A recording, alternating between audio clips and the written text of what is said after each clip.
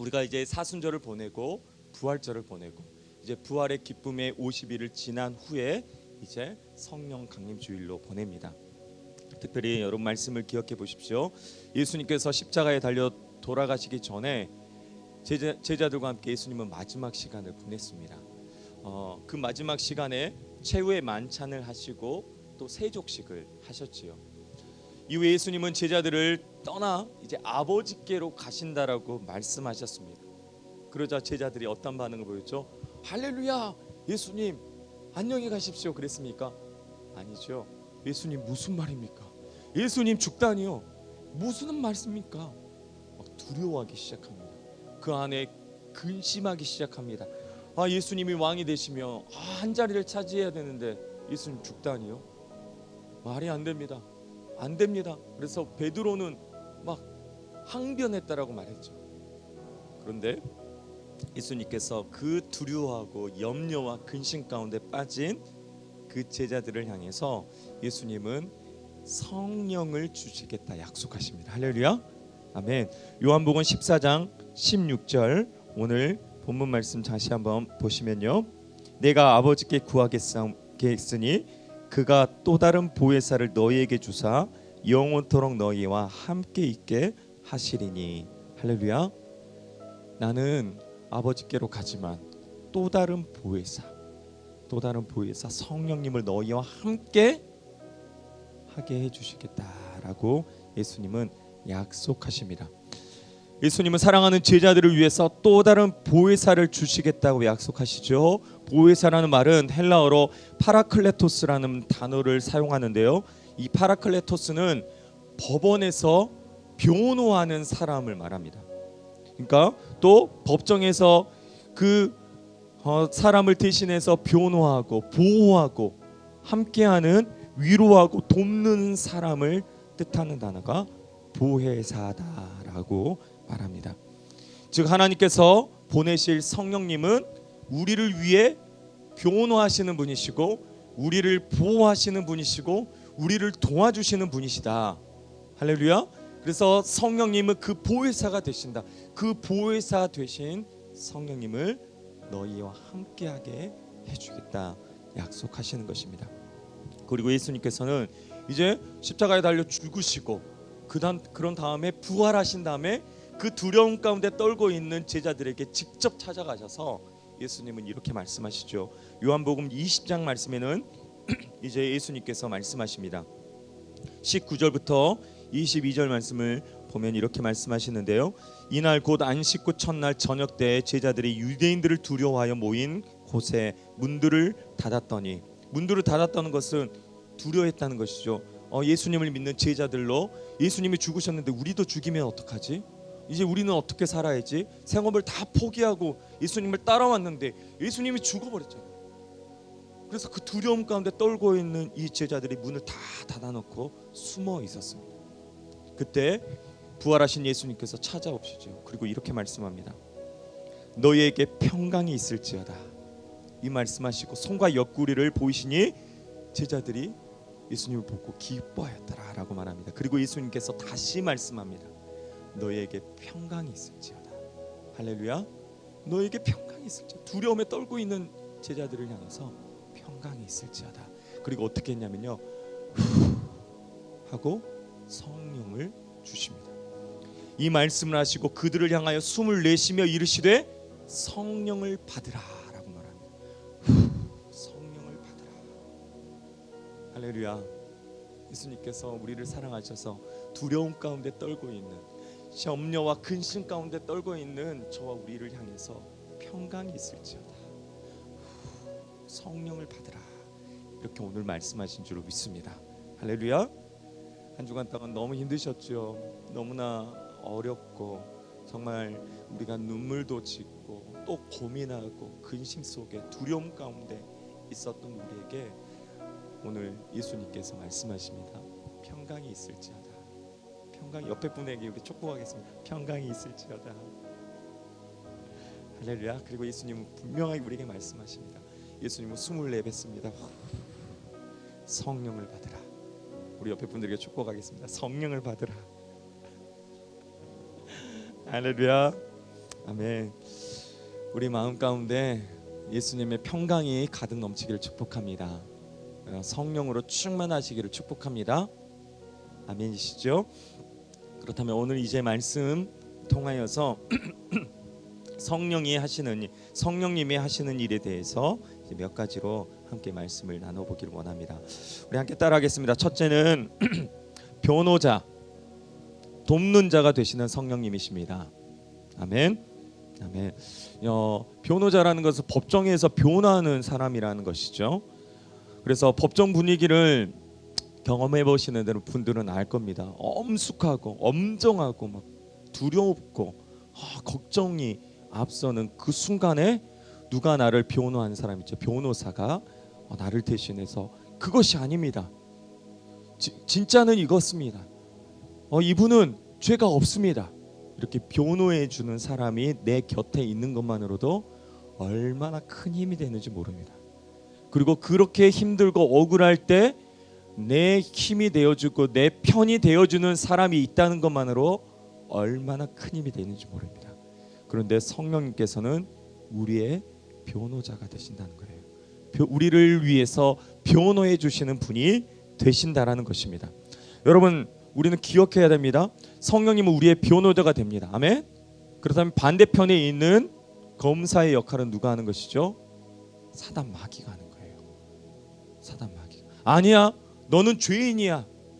너는 죄인이야. 너는 죄를 범했어. 너는 용서받지 못해. 너는 죽어야 돼. 이렇게 우리를 참소하고 우리를 속이고 우리를 유혹하고 우리에게 계속해서 지적하는 이는 사단 마귀, 검사의 역할을 하는 것이죠.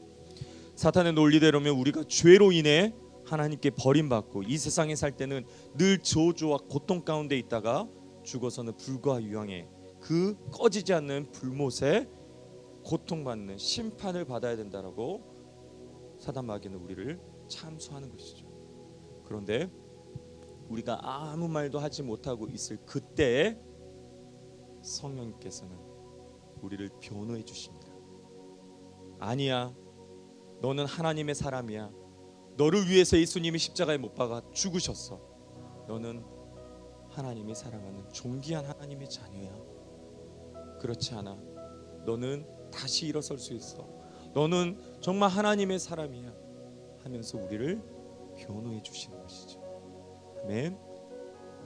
그래서 우리는 더 이상 죄의 노예가 아니라 하나님의 백성이요 하나님의 자녀임을 선포해주고 선언해주고 변호해주는 자가 성령님이시다라는 것입니다. 이것을 에베소서 1장 13절에는 성령의 인치심이다라고 말합니다. 따라해보겠습니다. 성령의 인치심. 아멘. 성령으로 우리를 하나님의 자녀임을 딱 도장을 딱 찍어주는 거예요. 그래서 우리는 아무리 사단 마귀가 너는 죄인이야, 너는 안 돼, 너는 할 수 없어라고 우리를 참소하고 우리를 속이고 우리를 죽일 듯이 달려들어도 우리는 성령의 인치심을 받은 하나님의 거룩한 백성이면 자녀임을 우리는 이 정체성이 흔들리지 않고 하나님 앞에 나아가는 것, 이 역할을 성령님께서 해주신다. 그래서 에베소서 1장 13절과 14절은 이렇게 말씀합니다. 그 안에서 너희도 진리의 말씀 곧 너희의 구원의 복음을 듣고 그 안에서 또한 믿어 약속의 성령으로 인치심을 받았으니 이는 우리의 기업의 보증이 되사 그 얻으신 것을 구속하시고 그의 영광을 찬미하게 하려 하심이라. 아멘. 바로 이 성령님께서 우리의 변호자가 되시는데 성령님의 그 역사는 우리를 인쳐주셨다라는 것입니다. 인쳐주셨다는 말씀은 방금도 말씀드렸듯이 너는 하나님의 자녀야, 너는 하나님의 사랑받는 하나님의 백성이야 라고 꽝 도장을 찍어주는 것, 그게 인치심을 받는 것입니다. 여러분, 예를 들면 우리가 사는 이 사회에서 두 사람 사이에 집이나 또 자동차 같은 것을 구입할 때 여러분 공증이라는 것을 받습니다. 그렇죠? 공증이라는 걸 받아요. 이때 공증 가운데 반드시 들어가야 되는 것이 인이지요. 우리의 도장, 인감 도장이 반드시 들어가야 됩니다. 맞죠? 그처럼 너무나 중요하죠. 이 도장, 혹시 도장이 없으면 사인을 하면 나를 증명하는 것이죠. 이게 없으면 나중에 이 서류가 거짓말이다, 조작됐다라고 그 받았던 집과 또 우리의 그 차와 이것이 우리의 소유가 아니게 돼버리는 것도 있습니다. 요즘 뭐 전세 사기 뭐 이런 것들이 다 이런 것들로 속이는 것이죠. 그런데 영적인 세계에도 동일하게 적용이 된다는 것입니다. 예수 그리스도의 보혈의 피로 우리는 죄 사함을 받고 이제 더 이상 이제 우리는 죄의 노예가 아니고 죄의 종노릇 하지 않고 우리는 이제 하나님의 자녀이다라고 선포해 주는 것, 이것이 인치심을 받았다라는 것을 말씀합니다. 그래서 그 성령의 인치심을 받은 저와 우리 모두는 이제 사단의 그 그늘 아래서 벗어나는 것입니다. 할렐루야. 그래서 우리는 기억해 하십시오. 성령님은 우리의 보혜사신데 그 보혜사 되시는 성령님은 우리의 뭐다? 변호자가 되신다. 아멘. 변호자가 되시는 것. 우리를 늘 하나님의 자녀임을 변호해 주시는 것. 그래서 여러분, 이것이 우리의 정체성이 되어야 합니다. 하나님의 자녀임을, 나는 하나님의 사랑받는 하나님의 자녀야 라는 이 정체성이 흔들리지 않는다면 어떤 공격이 오더라도 흔들리지 않습니다. 넘어지지 않습니다. 넘어졌다 한들 다시 일어설 수 있습니다. 왜요? 계속해서 성령님이 우리를 변호해 주시기 때문에. 너는 괜찮아. 넌 다시 할 수 있어. 너는 하나님의 사랑받는 하나님의 자녀야 라고 우리를 변호해 주시는 성령님이 계시기에 우리는 더 이상 사단의 노예, 죄의 노예가 아니라 이제 자유의 몸으로 하나님의 백성이 된 것입니다. 아멘. 그래서 우리는 기쁨으로 춤을 추고 하나님의 자녀임을 선포할 수 있는 것입니다. 할렐루야.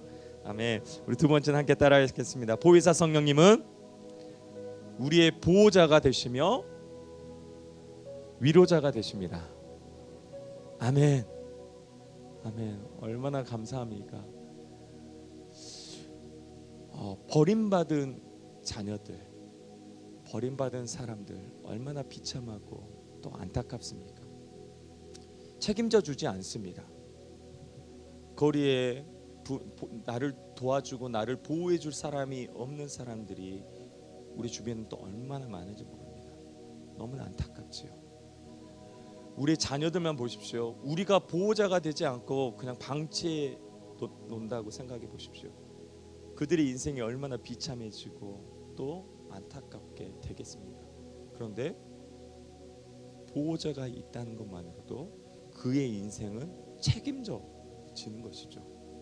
누가 나의 인생을 책임져 주고 누가 나의 인생과 삶을 보호해 준다는 것만으로도 우리는 우리의 삶을 온전히 그냥 기쁨과 감사함으로 누리며 살아갈 수 있게 되는 것입니다. 할렐루야. 바로 우리의 보호자가 되시는 성령님이 우리와 함께 하신다는 것입니다. 우리의 상한 심령, 우리의 지친 마음을 위로해 주신다는 것입니다. 이 세상, 이 어둡고 이 험한 세상의 모든 죄악과 고통으로부터 우리를 보호해 주십니다. 예수님은 오늘 본문의 말씀에도 너희를 고아와 같이 버려두지 아니하고 라고 말씀합니다. 할렐루야. 여러분, 이 약속의 말씀을 신뢰하십시오. 예수님은 우리를 고아와 같이 버려두지 않는다는 것입니다. 그 말은 보호한다는 거예요. 책임져 주신다는 겁니다. 성령님을 우리에게 보내주셔서 그 성령 하나님이 우리를 보호해 주시고 책임져 주신다는 약속의 말씀인 것입니다. 사랑하는 여러분, 예수님은 우리의 곁을 단 한순간도 떠나신 적이 없는 줄로 믿습니다. 제가 정말 저의 신앙에 정말 그 고민과 성찰의 시간이 언제였었냐면요, 세월의 참사가 일어났을 때 정말 하나님 왜요? 하나님 왜 그렇습니까? 고민하고 하나님과 씨름했던 시간이 있었어요. 그때 어떤 목사님의 말씀을 통해서 제가 마음에 평안을 얻었습니다. 그 말씀은 세월호가 바다 가운데 잠길 때 예수님도 함께 바다에 잠기셨다. 예수님 그 아픔의 순간에 슈퍼맨처럼 나와 세월을 들어주시는 것이 아니라 함께 울며 함께 깊은 그 바다 가운데 그 사랑하는 자녀들을 안아주시고 함께 깊은 바닷가에 그 바다 속에 계신다라고 말씀 듣고 제가 그랬구나 라는 마음의 위로와 또 마음의 평안을 얻게 되었습니다. 사랑하는 여러분, 우리가 힘들 때, 우리가 어려울 때도, 우리가 정말 저 깊은 수월 같은 그 깊은 어두운 터널에 같은 속에 우리가 있을 때라도 예수님은 우리를 단 한순간도 버리신 적이 없는 줄로 믿습니다. 우리를 붙드시고 우리와 함께 하셨고, 우리가 슬플 때, 우리가 울고 있을 때 예수님도 함께 울고 계셨고, 우리가 기쁠 때, 우리가 정말 감사할 때도 예수님 함께 박수 쳐주고 함께 웃어주고 기뻐하신 줄로 믿습니다. 아멘. 아멘이시죠. 그래서 요한복음 14장 17절의 말씀에도 분명하게 말씀하시죠. 그는 진리 영이라 세상은 능히 그를 받지 못하느니 이는 그를 보지도 못하고 알지도 못하였으며 그러나 너희는, 함께 보겠습니다. 너희는 그를 아나니 그는 너희와 함께 계심이요 또 너희 속에 계시겠습니다. 할렐루야. 아멘. 여러분, 성령님께서는 우리 안에 계십니다. 우리가 예수 그리스도를 구주라고 고백하고 영접하는 그 순간부터 성령님은 우리 안에 내주하신 줄로 믿습니다. 제가 다음 주에 혹시 기회되면 이 말씀에 대해서 나눌 수 있을지 모르겠지만 우리 대한예수교 장로회 통합 측의 이 신앙의 고백은 예수 그리스도를 구주로 영접을 합니다. 나의 주인은 예수님이십니다. 예수님을 나의 구주, 나의 하나님으로 내가 영접합니다 하는 그 믿음의 고백의 그 순간 성령님은 우리와 함께 하신 줄 믿습니다. 그런데 이제 순복음 오순절파 같은 경우는 이렇게 해요. 예수님 믿고 영접했어요. 그러면 이제 성령을 받아야 돼요. 성령 주십시오. 성령의 불로 성령을 주십시오. 그래서 성령 세례를 받아야 진정한 하나님의 백성으로 된다라고 해요. 그런데 우리는 그것이 아니죠. 성령님께서 내주하고 계시죠. 우리가 예수 그리스도를 구주로 영접하는 동안 하는 순간 성령님 우리의 내주하십니다. 함께 하십니다. 근데 왜 우리가 계속 성령을 주십시오, 성령의 은사를 주십시오, 왜 그렇습니까? 그 예수 그리스도의 그 하나님의 거룩한 백성으로서 살기 위해 성령의 그 능력으로 이 세상 가운데 싸워 승리하며 그 그리스도인으로 살아가기 위해 성령의 능력과 충만함이 계속해서 우리 가운데 있어야 우리는 승리하기 때문에 그렇습니다. 아무리 하나님의 자녀라도 또 목사라도 그 어떤 사람이라도 믿음이 좋은 사람이라도 흔들릴 수 있습니다. 넘어질 수 있습니다. 왜요? 연약한 인간이기 때문이죠. 그렇기 때문에 우리는 계속해서 성령을 붙들고 성령의 충만함을 우리는 사모하는 것입니다. 사랑하는 여러분, 오늘 보혜사 성령님은 우리의 보호자가 되신다고 분명하게 말씀하십니다. 단 한순간도 우리를 떠나신 적이 없습니다. 우리가 예수 그리스도를 영접한 그 순간부터 우리를 버리신 적도 떠나신 적도 없다라는 것을 신뢰하시고 믿으시길 바랍니다. 그 예수님께서 우리의 위로자가 되십니다. 그래서 여러분, 우리는 이 태평양 한가운데 외롭게 피어있는 이름 모를 외로운 꽃송이가 아닙니다. 주님은 이 시간에도 우리와 함께하고 계십니다. 사단이 우리를 정죄할 때도 아니야, 내 편이 되어주시고 내 보호자가 되어주셔서 우리를 위로해 주십니다. 아멘. 우리 옆에 분들에게 한 번 더 축복하겠습니다. 오늘 축복을 많이 하고 싶습니다. 당신은 하나님의 백성입니다. 당신은 하나님의 자녀입니다. 당신은 하나님의 소유입니다. 아멘이시죠? 아멘. 그래서 정말 나는 하나님의 자녀이고 또 하나님의 백성이고 하나님의 소유. 그래서 하나님은 나를 보호하신다. 또 나를 위로해 주신다. 그리고 힘들 때 어려울 때 우리에게 힘을 주시는 것이죠. 그 하나님, 그 성령님을 또 그 성령님의 그 충만함으로 우리가 살아가길 원합니다. 이제 세 번째는 성령님은 함께 따라하겠습니다. 우리로 증인되게 하시고 우리에게 은사를 주십니다. 할렐루야. 이제 성령님께서는 우리로 이 진리, 하나님의 말씀, 예수 그리스도를 알게 하시고 나서 놀라운 하나님의 사람으로 우리를 인쳐 주셨죠. 그 인치식 가운데 우리는 이제 그 놀라운 사랑과 그 말씀을 들고 세상 가운데 나아갈 수 있도록 우리에게 힘을 주시고 또 성령의 능력, 은사를 주신 줄로 믿습니다. 그래서 이 성령의 역사를 따라서 교회는 계속해서 성장하고 부흥하고 오늘날 또 수많은 한국 교회에 또 믿음의 역사들이 일어났던 것은 성령의 강력한 은사와 역사를 통해서 이렇게 교회는 부흥하고 또 하나님의 나라를 이루어가는 줄로 믿습니다. 사랑하는 여러분, 우리가 성령으로 충만하게 되길 원합니다. 이 사도행전 1장 8절은 이렇게 말씀합니다. 성령이 너에게 임하시면 너희가 권능을 받고 예루살렘과 온 유대와 사마리아와 땅 끝까지 이르러 뭐가 된다고 하신다고요? 증인이 되게 하신다 말씀입니다. 그러니까 성령을 받습니다. 그러면 그 성령을 받고 우리가 권능을 받고 예루살렘과 온 유대와 사마리아와 땅 끝까지 이르러 증인이 되게 하십니다. 그렇다면 우리도 하나님의 거룩한 백성으로 우리가 인치심을 받고 또 하나님께서 날마다 우리와 동행하시고 보호하시고 그 위로자가 되신 그 하나님 성령님, 하나님이 우리와 함께 하신다면 우리는 담대하게 하나님의 자녀로서 믿지 않는 수많은 영혼들을 향해서 하나님을, 예수 그리스도를 증거할 수 있는 증인으로의 삶을 살아야 합니다. 그 살게 할 수 있는 힘과 능력을 누가 주신다고요? 성령님이 주신다고요. 할렐루야.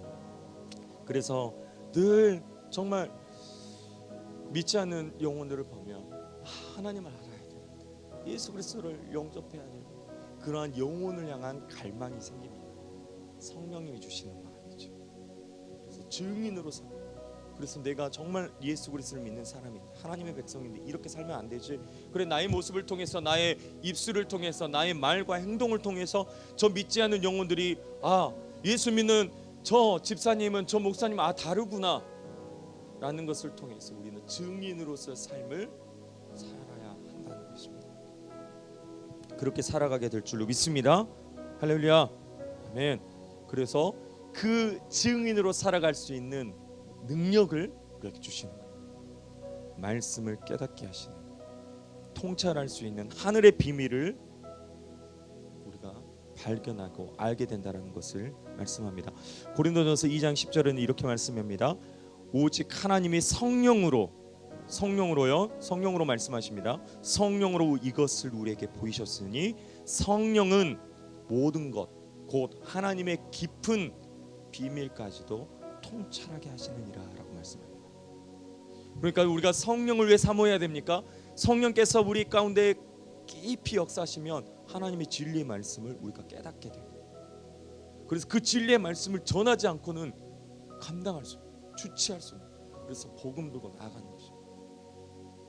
예수 그리스도, 내가 예수 그리스도를 믿으니 내가 묶여있던 그 모든 저주가 떠나는, 우리 가정 가운데, 나의 삶 가운데 나를 이렇게 변화시켜 주시죠. 예전에 나의 그 모습들을 보면 차마 입에 담을 수 없을 정도로 그런 나쁜 짓을 하고 못된 행동을 하고 그런 삶을 살았지만, 내가 예수를 구주로 믿고 예수님을 영접한 이후로 내 삶은 180도 바뀌어서 나는 지금 이렇게 살고 있다 라고 증거할 수 있는 삶을 살게 한다는 것입니다. 그래서 우리는 성령의 은사를 기대하고 또 소망해야 합니다. 여러분, 오늘날도 전도의 현장, 특별히 선교의 현장에서는 놀라운 성령의 역사들이 나타납니다. 병든 자들이, 귀신 든 자들이 회복되어지고 치료가 일어나고 또 상한 심령들이 다 거꾸러지는, 그리고 놀라운 은사들이 일어납니다.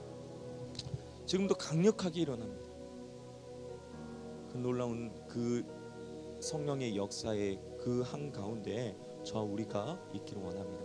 특별히 저와 또 우리 공유교회 목사님께서 함께 기도하고 있는 것은 이런 전도에 우리가 함께 동참하기를 또 기도하고 있습니다. 그래서 그리스도의 사랑으로 아픈 자들을 치료하고 또 위로하고 또 함께하는 그 순간 가운데 성령의 역사들이 나타나게 될 줄 믿습니다. 성령을 사모하십시오. 말씀을 정리하겠습니다. 사랑하는 여러분, 우리 안에 성령님이 우리와 함께 하신 줄로 믿습니다. 우리 마음에 평강이 있으라. 예수님은 성령 받으라 라고 말씀합니다. 그와 같이 내버려 두지 않습니다. 우리의 변호자가 되십니다. 아멘. 우리의 보호자가 되십니다. 우리를 증인으로 삼으셔서 이제 성령의 그 은사를 가지고 하나님의 살아계심의 역사를 증거하는 증인으로 우리 살아가게 하십니다. 할렐루야.